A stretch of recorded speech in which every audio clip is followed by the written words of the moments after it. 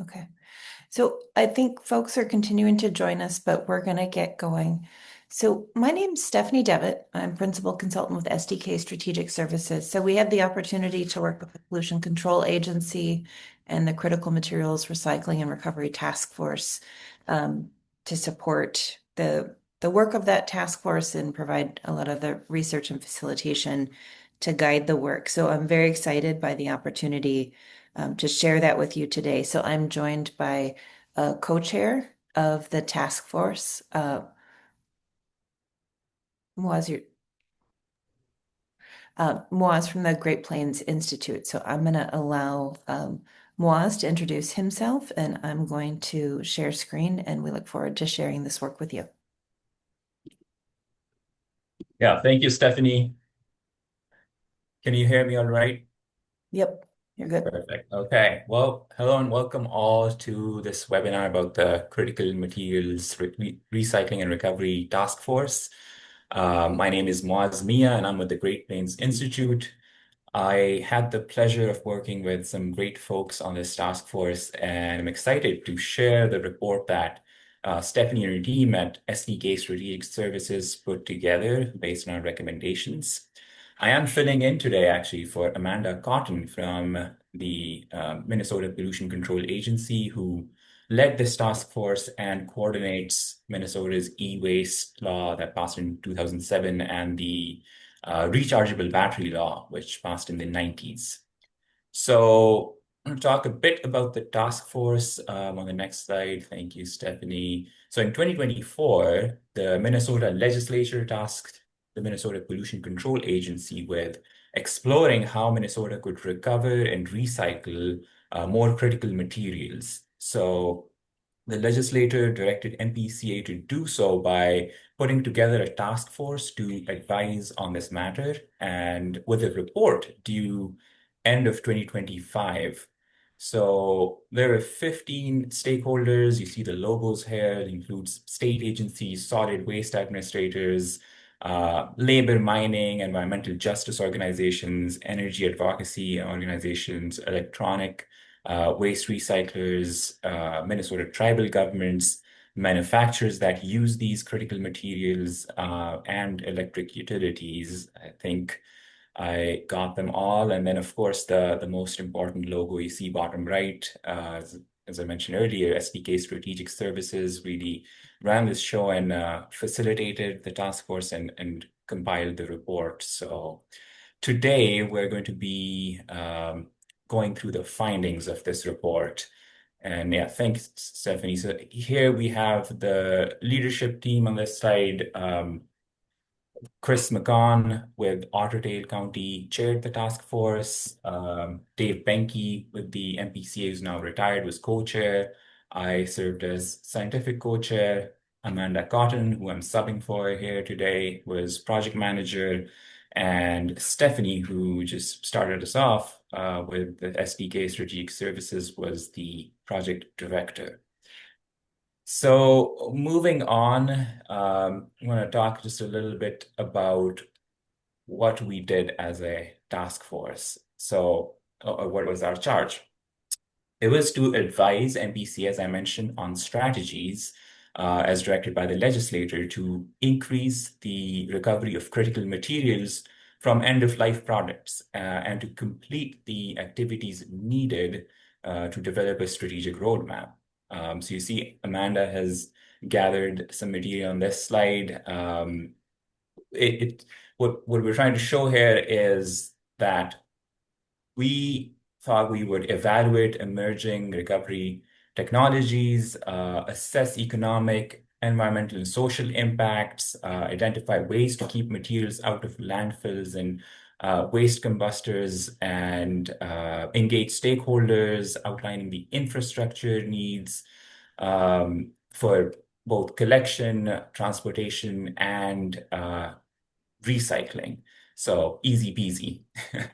Next slide, we'll look at, we thought, okay, one of the first things the task force had to do was even define the scope and define what we would consider critical materials and where to even start. So what we did was, for that definition, we went to the Department of Energy, and you'll see their definition on this slide. The Department of Interior also maintains a list of critical minerals. We kind of combined these two lists. So you can see on the slide, any non-fuel mineral, element, substance, or material that the U.S. Secretary of Energy determines is high risk of supply chain disruption, and serves as an essential function in one or more energy technologies, including technologies that transmit, store, produce, or conserve energy. So when we combine those lists from the Department of Energy and the Department of Interior, we came up with an exhaustive list of 56 critical materials. So we'll see on the next slide, we have yeah, thank you for switching, Stephanie. So the DOE table. So this is what the Department of Energy. The chart is kind of small, but what we have here is essentially the DOE breaking these materials into critical, near critical, and non-critical based on importance to energy and supply risk as per that definition. And we see here that we have a short term on the left side, which actually ended last year, so a little outdated, and then the medium term that goes on to 2035. So you have these minerals listed in that order on these charts. If we go to the next slide, we now know that here are the 56 critical materials. We had to figure out where each of these materials are found, and that was going to help us determine what might be relevant and important for Minnesota. So that means identifying products and then industries where these materials are used before we could start thinking about circularity, which we'll get at later. So first, electric vehicles. They have been at the center of attention for many years now, and I say this with some bias as someone who primarily works on electric vehicle policy. But the critical materials like lithium, nickel, and cobalt that are used to develop the battery packs in these vehicles are one of the reasons they've been kind of at the center of attention. These same lithium-ion batteries are also used for grid backup, electric scooters, e-bikes, cell phones, laptops, and countless other electronics. Uh, so that's definitely one of the focus areas we're looking at. Data centers. They're also comprised of several technologies that each rely on critical materials. You got hard drives, servers, cooling equipment, and backup batteries, mostly lithium ion, each have a different mineral composition. Taken in total, we found our data centers rely on 23 of the 56 minerals on the critical materials list. Medical devices, another important industry in Minnesota, use titanium and platinum. Wind turbine magnets use rare earth elements like neodymium and dysprosium and other elements I couldn't even attempt to pronounce. Yeah, so these are some of the big industries we identified here. The next slide, we'll look at Minnesota's assets. So Minnesota has a strong policy foundation with our rechargeable battery and e-waste laws. But the task force identified key areas where we could capture more critical materials, including advanced tech, medical devices, and clean energy, as we saw on that previous slide. For e-waste and rechargeable battery laws, both fall under product stewardship, in which manufacturers help pay for the end-of-life products. And that's kind of important. Amanda wanted me to convey that the MPCA has conducted a stakeholder process and report for collecting and recycling solar panels and worked on e-waste and battery bills in the 2026 legislative session. MPCA is reviewing whether to go forward with e-waste, batteries, and solar in the next 2027 legislative session. So with that overview of the task force, I'll hand it over to Stephanie to walk us through the decision-making process and the eventual findings and recommendations. Yeah. Thanks, Moaz. I think you're coming back at some of the recommendations still, yeah? All right. Thanks everybody for joining us. So, for those who might have joined us since we got going, my name's Stephanie Devitt. So I'm principal consultant with SDK Strategic Services, and I led our team's work on this project. Um, and so I'm going to share a little bit about just some of the research that we had done to support the team that guided some of the decision making.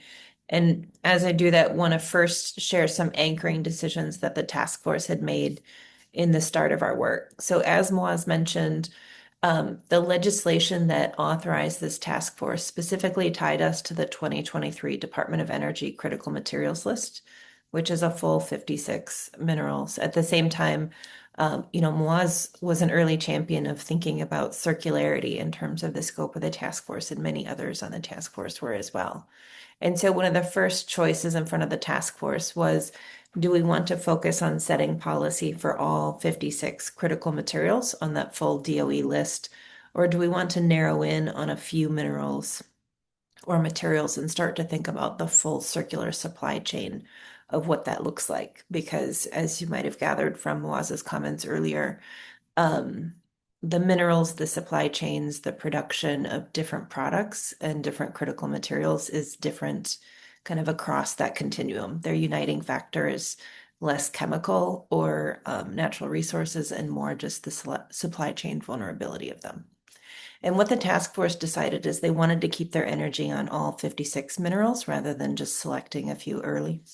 At the same time, there was a consistent desire to prioritize circularity in terms of how we focused our energy and our time together. And because of that, we really approached this project as creating a policy framework that could support Minnesota moving into this space of critical materials recycling and recovery, both in terms of circularity, but also in terms of just product recovery generally. And so there was a few things that our team had done just to support the work underneath this. So first, we did policy and literature review. We did a number of stakeholder interviews with folks both nationally and in Minnesota in terms of their priorities. There were two public input meetings. So Moaz also joined those. We heard from about 50 people across Minnesota between the two meetings. And then our team did a little bit of primary research as well, looking at commodity prices and some of those things to try and inform the discussion. And I'm just going to share a little bit of that with you right now, just for context. So as I mentioned, the 56 minerals in the critical materials list, each has unique properties. Each would be recycled slightly differently. And so one of the first things I was thinking about is, how do we create some sort of a framework or orchestration to organize our thinking? Because not all critical materials are in the same place in terms of technology development for whether they can be recycled and what that recycling technology looks like. And the ROI on recycling can be different across examples.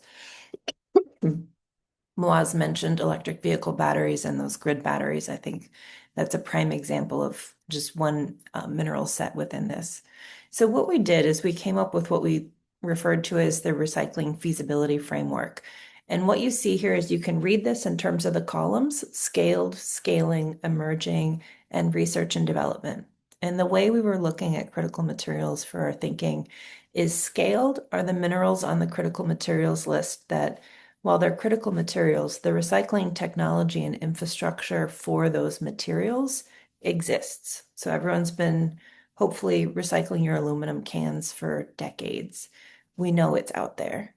And when you look at minerals like that have that scaled infrastructure for recycling, there was 7 of the 56 that met those criteria, and only one of those 7 is the future supply projected to meet the demand. Those tended to be lower cost minerals. You see median and mean price per ounce, but there was more refining of those minerals in the United States. And that's one important piece of circularity there, is how do we get the minerals fully refined in the United States? Scaling, and I think lithium is a great example here, is where the infrastructure, the technology exists, but it's continuing to grow or be built out to match the future supply and demand. So lithium and cobalt, some of those key ingredients in electric vehicle batteries are great examples of that scaling technology. 15 of the 56 met those criteria. And here you see higher price per ounce as well as just greater variation within the grouping. $710 an ounce is a pretty high ROI recycling mineral. Emerging is where the technology to recycle those critical materials is getting stronger. It's probably out of research and development, but you still might have a good amount of government grant funding or venture capital or something involved to really stand up those business models and scale those out.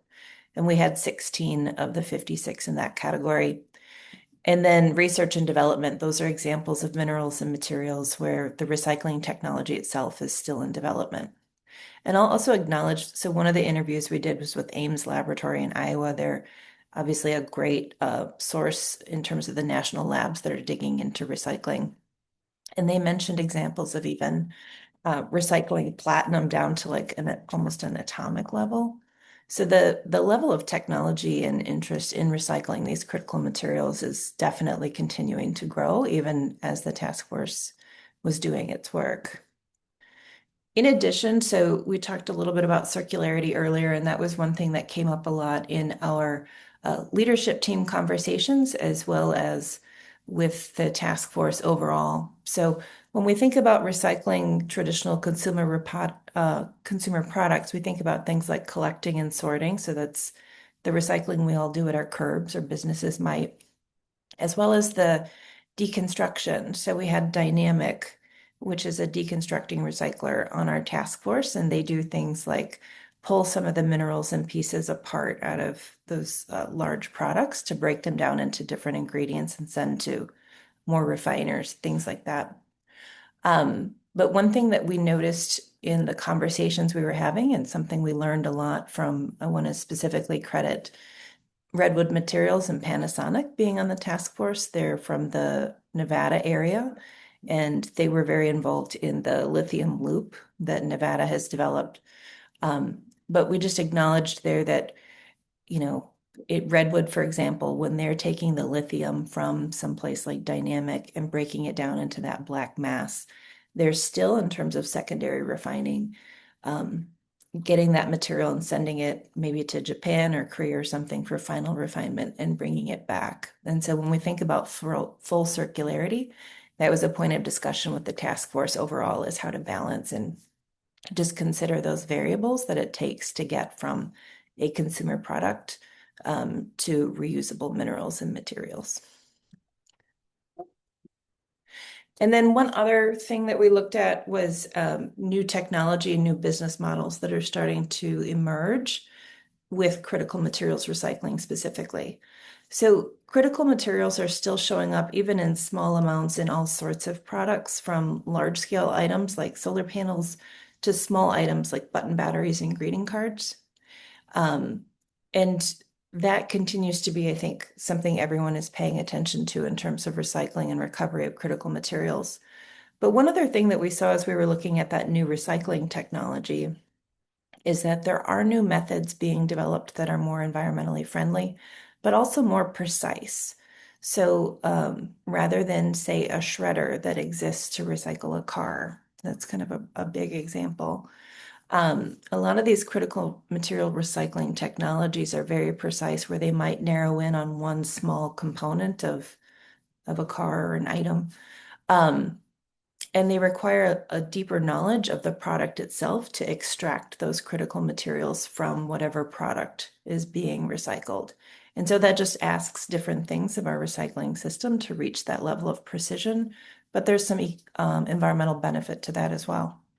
And then we also just noticed and spent some time talking about some of the new business models that are emerging around recycling because of this. So think Apple, if you have a Apple phone like I do, when you go to get a new one, you give your old one back. And so those companies that are producing large volumes of products that each have small sizes of critical materials are really buying back those products and looking at how they can reuse them in their own manufacturing. And so that's a different approach than you might have seen with other past generations of consumer products. And it asks us some different questions about how we think about regulating recycling.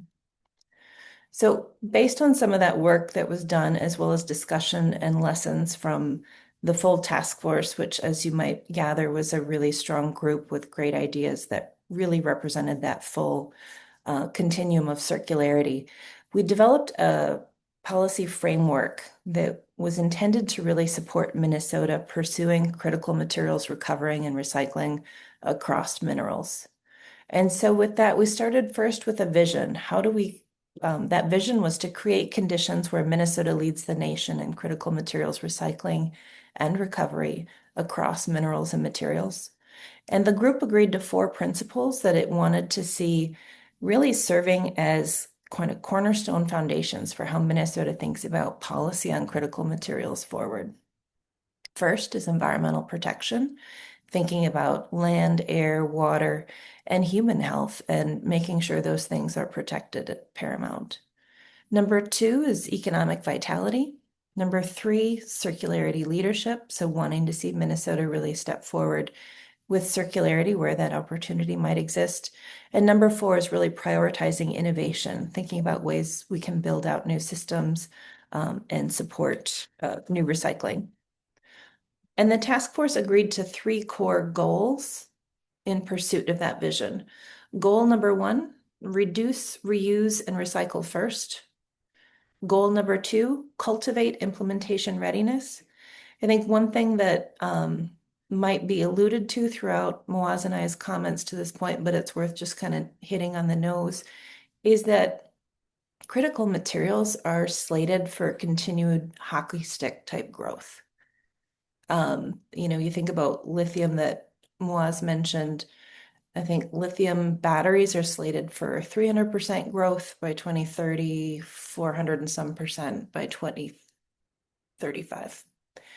And so the infrastructure that we need to recycle and capture those types of materials in 5 years is far greater than what it is right now. And so the task force really said, we want Minnesota to take steps now to be ready to kind of catch that ball and catch that opportunity as it comes. And then number three, identify criteria for bet-worthy critical materials. So this gets back to the framework that we had talked about and the attention to circularity. The conversation throughout the task force was really that we need to have a stable floor of approach across all 56 materials.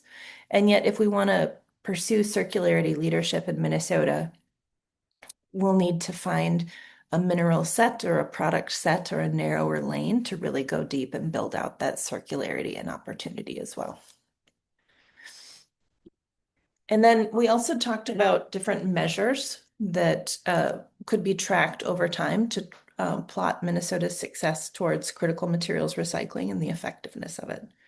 First is in the areas of use and recovery. So paying attention to the volume of waste with critical materials in Minnesota's waste streams. Number two, paying attention to the amount of critical materials recovered. And then number three, if we can get it, trying to track the amount or volume of critical materials that are coming into Minnesota's economy. In addition, the task force felt it was important to make sure there's a set of measures specifically dedicated to the environmental and health impacts of critical materials recycling. And so the measures that the group agreed to is first, tracking the impact of recycling facilities. So looking at environment and human health impacts of the space around those facilities. And number two, look at the net impact of critical materials recycling. And so that would be just all the energy and resources it takes to recycle those critical materials, and maybe even compare that to what the energy costs might be of harvesting virgin materials through a mining, et cetera. And then the fourth lane of impact is energy and economics. So paying attention to the energy it takes to disassemble products with critical materials. And number two, the recycling cost of that critical materials recycling. And in addition to that broader framework that I just shared with you with that goals and vision, we also identified specific tactical recommendations that Minnesota can pursue. And we think about those, you'll see the four pillars in front of you, and that's how we organized our recommendations of the task force. Those first three are really focused on how we can make sure that we're recovering as many critical materials as possible and using as few as possible um, in the current waste stream system. And then the fourth lane of recommendations is really around how do we create additional incentives towards that circularity topic. And so, Moaz, are you okay jumping in on these first few? Yeah, absolutely. Happy Awesome. happy Thank you. to talk about some of these pillars here. So Stephanie mentioned we organized our recommendations primarily on these three pillars that you saw on the previous slide. So the first one here is reduce and reuse. So we have some strategies listed here. Primarily, I'll say we thought as of product development as a major strategy here. The task force suggested offering benefits such as product development funding, tax incentives, or grants for producers who create products that can be easily repaired or reused. And battery reuse, again, we've mentioned a few times here, is a priority here. And actually, we have a great example of that happening right now. Stephanie mentioned one of our task force members, Redwood Materials. They are partnering with Rivian in Illinois to use some of the batteries that come out of the production process that don't really go into the vehicles to now gather those batteries and use them to power the Rivian plant in Illinois. So that's a very good example of reusing critical material instead of having to recycle. We also considered similar incentives for companies that create products that use alternatives to critical materials. So we don't really have to worry about what to do with a critical material if it's not used in a product. An example of that in action is Niron Magnetics in St. Cloud, Minnesota, which is invented an iron ore magnet that does not rely on rare earth materials. So the goal is not simply to replicate existing global supply chains in Minnesota, but to innovate new product designs that are not dependent on critical materials there. The other opportunity identified here is the right to repair law, which Minnesota recently enacted. So there may be opportunities to include additional products that contain critical materials under that law. The program is relatively new, started in July of 2024. And one example here is agriculture. The right to repair law currently does not include agricultural equipment, and that is something that could be brought in the fold. And it's also so many other industries we highlighted where critical materials are used and could be brought in the fold of the right to repair law. We'll move to the next pillar, focus on consumer recycling. So steps identified here, as you'll see on the slide, raising awareness and understanding through public education and campaigns, making the drop-off process easy. We talked a lot about incentives for consumers and how easily consumers can be dissuaded from recycling. Creating a cost-sharing program that makes it cheap or free for consumers to recycle products. So again, easy and also close to free or very low cost. Consumer labeling, and extending task force principles to product stewardship policies. So a lot of these are common sense, but it helps to have a diverse task force agree on these. If you look at any e-waste recycling in general, a city or a county offering free recycling will often bring a long line of cars for recycling. Amanda mentioned that when the e-waste law was passed in 2007, Minnesota held what was the US's largest e-waste event called, I think, Green Thursday, with with free e-waste being recycled at the Mall of America. She said 1.2 to 1.5 million pounds of e-waste was collected, and they had to fill 86 trucks. So consumers will do it. There just needs to be the right incentives. Information must be shared. There's just a way of doing this. And uh, again, there's no free. The Green Thursday event was free for consumers, but it wasn't free. We definitely need to fund these things from somewhere. So that's also a conversation to be had. How do we fund these without having a significant fee for the consumer? Which takes us to the next one. Pillar number three is business and industry recycling. So some of the steps here include workforce training, uh, worker safety and fair wages, grants and loans for recycling equipment. And here, again, Amanda shared an example on this. The MPCA gave a grant to Cosmos Recycling in Minnesota to purchase equipment for solar panel recycling. Now, they're ready to recycle solar panels, but as of a couple of weeks ago, when Amanda checked in with them, they don't have many panels coming in for recycling. So, potential policy solution here would be a recycling requirement for panels. So, Amanda's not here today, but she said she would appreciate feedback on something like this, a policy solution where mandated recycling for panels. So, if you have any feedback on this, happy to forward it to her. We might even have her email address on one of the slides, so you can also share it directly with her. But back to the list here, streamlining permitting was one of the strategies identified here. And then making liability and facility insurance costs deductible. So these are the three main pillars for me. I'm going to hand it back to Stephanie now to talk about how they all come together in our circularity approach and then the rest of the recommendations. So over to Yeah. you, Stephanie. Thank you, Moaz.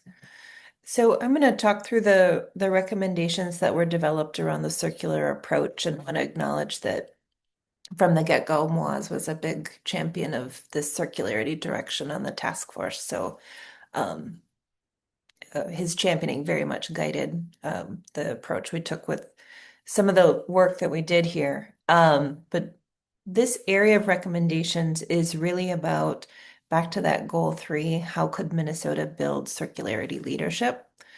And so it's a little bit different kind of an approach and mindset, more of a development mindset compared with some of the recommendations that we've seen so far. So the first recommendation in this area is to create a Minnesota tax credit package to encourage major critical materials recycling projects and development. So our team looked at a variety of case studies. I have mentioned earlier the lithium loop in Nevada is one that we looked at specifically. In addition, there's other examples from Kansas, Oklahoma, South Carolina that we looked at. But we really saw that where states are able to really build economic development opportunity out of critical materials recycling, there's a variety of incentives there that help put recycling next to manufacturing in some major way. Recommendation number two is creating a major projects implementation process or tools. So we know that developing a circular economy around critical materials recycling will be probably a focused effort just around a couple materials or minerals, and building up projects of that size and scope can be unique. So one example we looked at in Minnesota specifically is for those that are local, there's a DEMCON anaerobic digester in Shakopee that's just starting the building process. And I spent some time talking with their leadership about some of the key steps that allowed them to take on a unique project of that size and scope. And one of the things they consistently pointed to was having these right high-level relationships with key partners in the state, as well as with others who are contracting with them, is what allowed them to get that project built up at a time and a scale that kind of matched financing. And so that recommendation came forward from the task force as well. Number three, invest in emerging environmentally friendly recycling technology. So we talked earlier about how some of the recycling technology around critical materials is still in the development process, varies mineral to mineral. But the task force wants to see continued attention to those environmentally friendly recycling approaches that are lower impact on the environment and human health, and do bring those materials back into not just the waste stream, but into circulation in the economy as well. Number four, review permitting criteria in Minnesota for primary and secondary refining of critical materials. So we talked earlier about just that full circularity approach, and what it takes to really develop those minerals in a usable way locally. And the task force felt that that was an interesting approach to consider, but would need some further review to see what makes sense in terms of Minnesota's regulations and priorities. And then finally, new tax incentives or deductions for reuse of recovered critical materials. So taking it back to this circularity idea, can we create additional incentives when people build an economy out of critical materials recycling to put those materials back into the local economy quicker, if you will? And I think one thing I would just call out in relation to this pillar overall is that with the case studies that we had looked at, very often where we were seeing recycling and critical materials recycling get the greatest traction and opportunity is where we had critical materials recycling located in close physical proximity to some sort of industrial scale supply of the critical materials, whether that is um, a manufacturer. So the Panasonic Redwood case study I mentioned, who was on our task force, they're literally right next door to each other. That Panasonic factory is manufacturing those Tesla batteries, and then Redwood is recycling them. And so just that industrial scrap that comes off of manufacturing was enough of a base to get the Redwood started, where then they could be a magnet for additional recycling from other places and locations. And we see something similar when we look at like the NASA defense industry in Oklahoma, Texas, when we see the automotive industry down in South Carolina and what's starting to develop there. And so a lot of these pockets, that is a consistent theme. And a lot of these recommendations here are meant to kind of stoke that idea within Minnesota, whether that be on manufacturing or industrial scale products. So think about the size of our grid that exists right now, or um, Moaz mentioned data centers earlier. So those large infrastructure projects that have a volume and quantity that can kind of get you going. So that's the idea behind those. In addition, as we finished with the task force recommendations in October, November, our team was sitting looking at just kind of all the research we had compiled and what we were able to get through discussion with the task force. And so we did a supplemental report just to package everything we had done and added a couple more recommendations in there that were meant to just be kind of early ideas to help get the next steps started. So they very much come from task force discussion and priorities, but we didn't have time in the process to get them fully vetted and endorsed. So I will put that out there. And those recommendations are number one, establishing sustainable governance. So as you look at the circularity recommendations that were shared a moment ago, a lot of those might require collaboration with a variety of agencies. And Minnesota has a really strong history of that type of collaboration, whether through the Environmental Quality Report and all the work they do on environmental review, or the PCA leads the climate cabinet. So there's a history of that collaboration. We just wanted to name that that collaboration might be an important ingredient if we're going to go down the circularity road.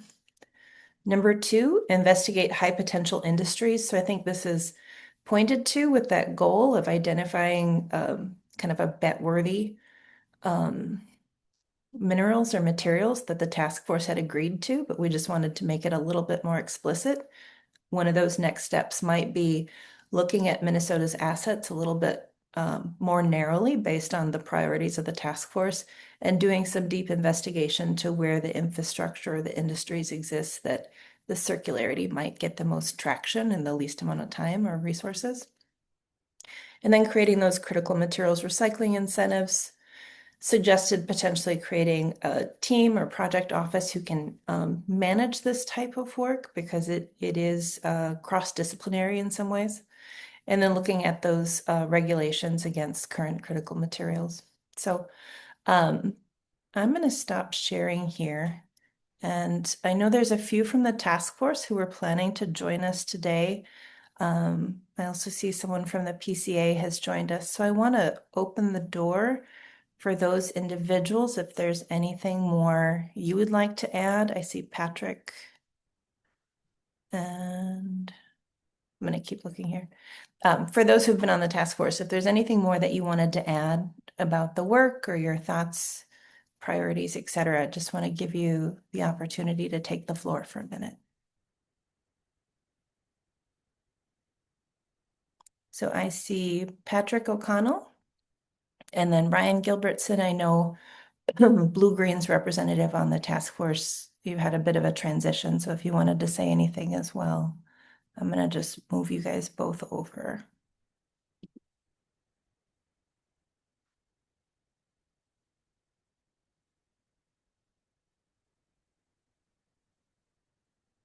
Ryan, Patrick? Hello, this is Patrick. Can you hear me? Yeah. Hey, I don't have more of a comment. Just to say that it was a very informative process. It was a great collaboration with the people that we had on the task force. I think SDK and everyone involved, um, really wanted to get to a root solution, and I think we came up with a good solution in the end. And just was really happy to be part of the task force. And that concludes my comments. Fair enough. Thank you. Ryan, anything you wanted to add? No, thank you so much for having this. Nothing to add on my end, just listening. Thank you. All right. Sounds good. Were there any questions? I think we're not seeing anything in the chat so far.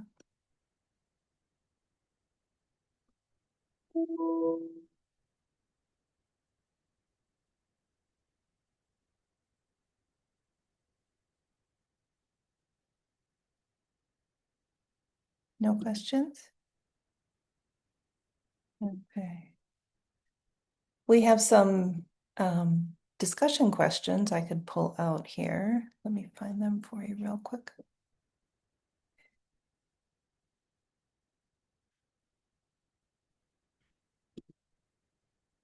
No.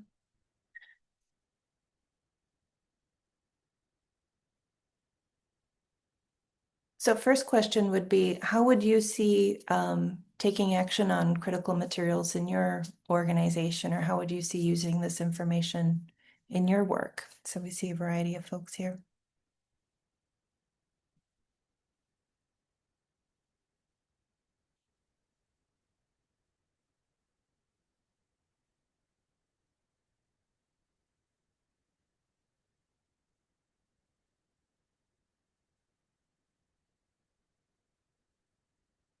All right, quiet group.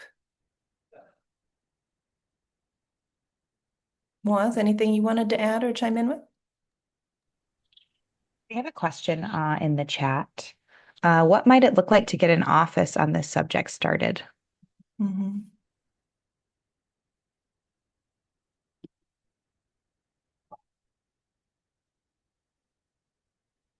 Think we can offer hypothesis as consultants and as task force members. I don't want to overstate what would end up being ultimately a choice of agencies.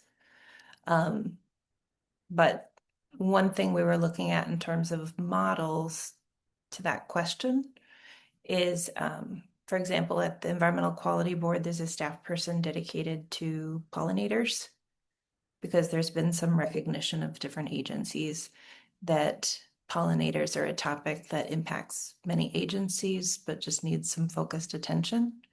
in order to make the progress that they hope for.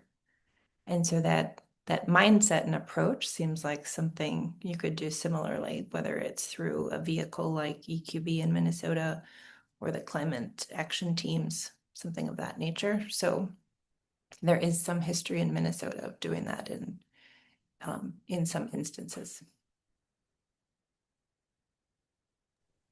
Yeah, I totally agree with what Stephanie just said. The good news is we don't have to start anything from scratch. It's not like it's going to be a huge investment in anything. We already have a lot of good stuff going, some of which we tried to highlight here. There's a few different industries, laws, agencies that there's maybe some coordination needed. We already have recycling's been happening for a while. Amanda also alluded to this. Hopefully, we're all recycling our aluminum cans and whatnot. Lead acid batteries came up. So there's so many industries where recycling is happening. All we're trying to do is incorporate critical materials in there. And that might mean thinking differently about recycling in a few places, but really what we're seeing is improving what's already being done. Right to repair law already exists, so there is some precedent for reuse here, but we are trying to be more intentional here. So whether it ends up being coordinators in different agencies and offices that kind of add this to their agendas, or a newer office, the way Stephanie mentioned, we discussed, we'd be open to anything. One other thing I want to offer, just to build on some of Moaz's comments too, and I think this is where we were racking our mind a little bit about how to take this from theory to next steps, is in a way you can look at critical materials recycling in like two parallel but distinct kind of buckets. One is for all the products that are on the market and will continue to be on the market and continue to grow, we need to capture and disassemble and recycle those materials. I think about like data centers are the biggest high volume thing I can think of, because when we talk about building a data center, there's those grid batteries behind it, and just the inside of it's really a computer. I think those they expect to be changed out every 5 years. So that's a lot of silicon that's just going to need to get recycled. And so there the question is, how do you capture and disassemble those products in an efficient way when oftentimes the amount of critical materials in any one small tech product is very small? And so that's a tricky question. And I think you can really look at the first 3 pillars of recommendations as different lanes and levels of trying to answer that question. The second question is, when you look at just the high value economic opportunity of these critical materials because of their projected growing demand and the supply chain challenges around us right now, where is that an economic opportunity to build industry or to build recycling as a way of growing economic potential? There, I would point to like the lithium loop or what's popping up in South Carolina as 2 examples where definitely you're seeing folks get traction by positioning themselves, recyclers, next to some sort of major manufacturer or some sort of major material supply. And then they're able to pull more resources from end-of-life products around the country after they have that initial piece to get them going. But a lot of the tools that you see people using to get those industries moving are less on the recycling side and more economic development tools. So they tend to be more the type of tools that you'd see in any type of encouraging economic development and some of those types of things. And so I think that's also why we tried to break the recommendations in the way that they are. And I think that juxtaposition is what led us to thinking like, how do we help somebody build the capacity so that all agencies can understand what their opportunities are in this work, because it's a lot, but it's fast moving. We have a couple more questions in the chat from Greg Mast with SEAM. Is there an org or coalition planning to bring policy on this topic forward next session? Incentives, etc.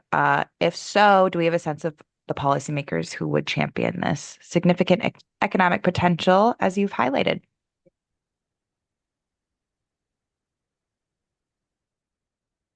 I'm not aware of one. Are you, Moaz? I also am not, but that was one of Amanda's questions. I think she's more focused on solar recycling. So she might have some ideas at least. Yeah. Yep. So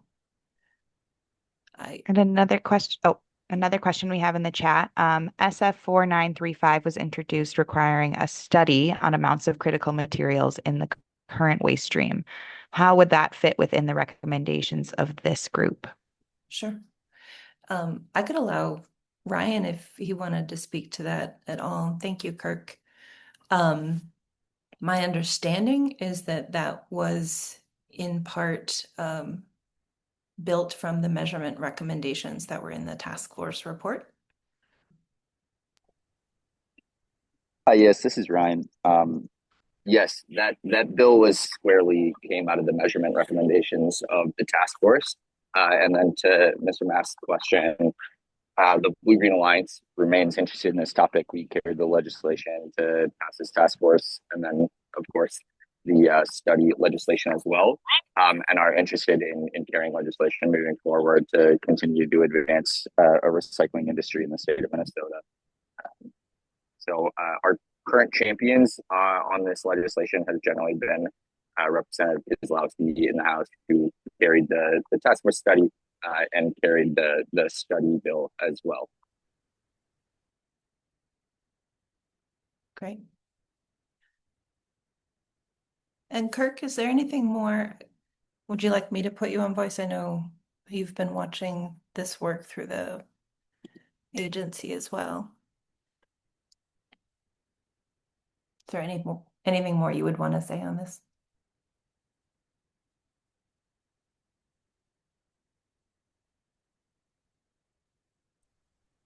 Sorry there, Stephanie. I think the question, just make sure I heard it correctly, was kind of what is the agency looking at for next steps in this area? Is that correct? My question was only, is there anything more that you wanted to say as a PCA representative on the call, since Amanda wasn't here? So Yeah, anything to that end? First of all, really appreciative of everyone who worked on the task force to pull this together. It at times, and I'll speak for myself, can feel very daunting. There's a lot there to grab your arms around. So this starts funneling this into constructive areas. And I think more work needs to be done by all groups. And as noted, there be folks picking different things up. The Right to Repair Coalition will probably keep working on some of these items.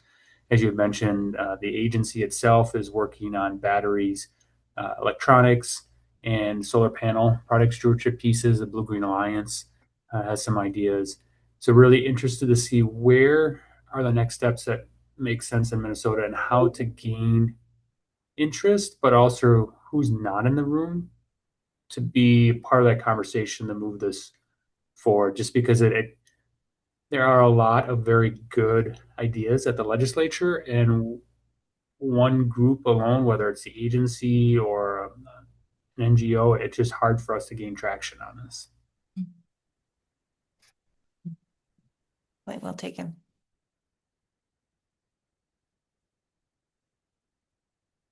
Any other questions or comments before we wrap up?